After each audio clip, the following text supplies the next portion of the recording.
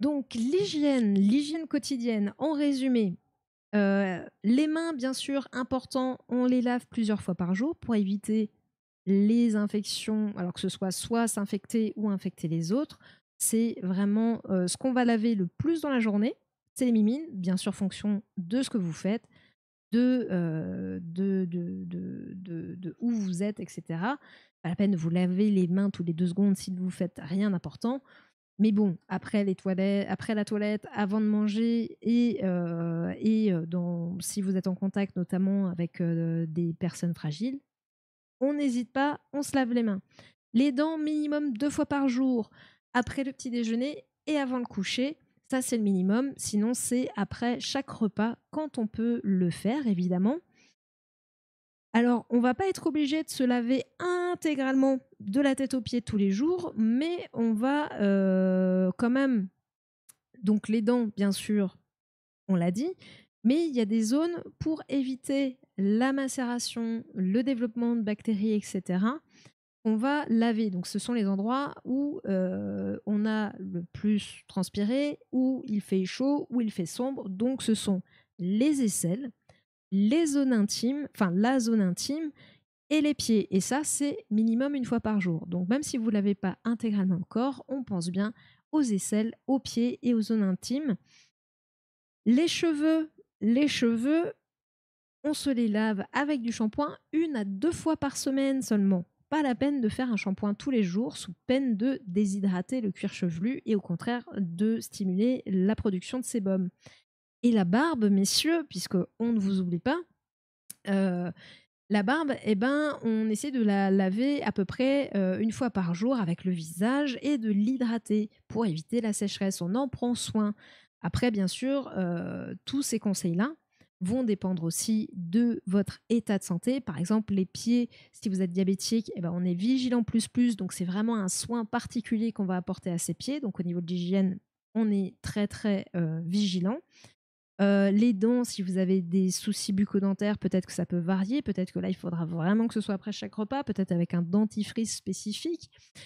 Les cheveux, la peau, pareil, si vous avez des soucis, bah, ça peut partir, ça peut aussi, on peut aussi vous donner des conseils différents. Et comme je disais, les mains, ça va être fonction aussi de votre activité. Les exemples assez classiques, c'est les gens qui travaillent dans le médical ou paramédical et à défaut de pouvoir se laver intégralement les mains, utiliser du gel alcoolique pour au moins les désinfecter. On peut aussi dire 2 mots sur l'impact de l'eau dure qui peut effectivement être irritante pour la peau. Une petite astuce, si vous ne pouvez pas adoucir votre eau, c'est de vous doucher à une température un peu plus basse, puisque c'est la température élevée de l'eau la chaleur qui va augmenter la cristallisation et donc engendrer de l'irritation. Donc si vous diminuez un petit peu la température, il y aura moins de cristallisation et peut-être moins d'irritation due à cette eau dure.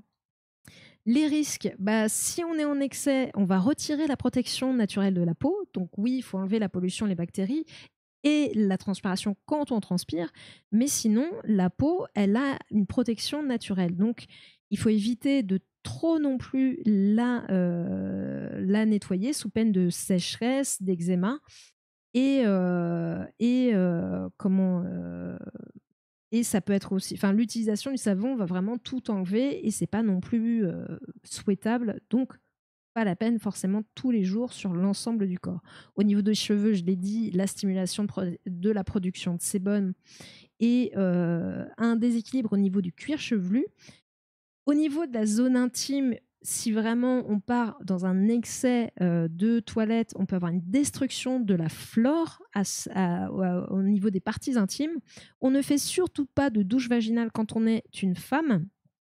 Et je dis en cas d'excès au niveau de la zone intime, mais il peut arriver aussi que pendant les règles, on puisse faire 2 fois par jour une toilette intime. Il n'y a pas de souci.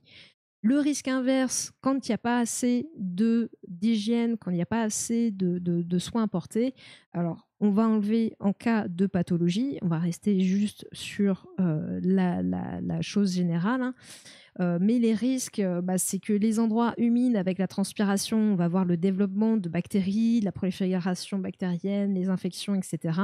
C'est valable pour les pieds, les aisselles, les zones intimes, les mains qui vont être aussi le véhicule de ces potentielles infections, puisqu'on va venir toucher des choses, on va toucher notre nez, notre bouche, etc. Donc c'est pour ça qu'il faut se laver les mains plusieurs fois par jour en fonction du besoin. Et la barbe, pareil, la barbe trop, pas assez, on risque aussi d'avoir développement de bactéries, la peau qui va pas beaucoup aimer. Et donc voilà, donc une bonne hygiène, c'est pas forcément une douche tous les jours, mais les zones intimes, les pieds, les aisselles, minimum une fois par jour. Et puis voilà, les dents minimum 2 fois par jour. Et voilà, en résumé. À très vite.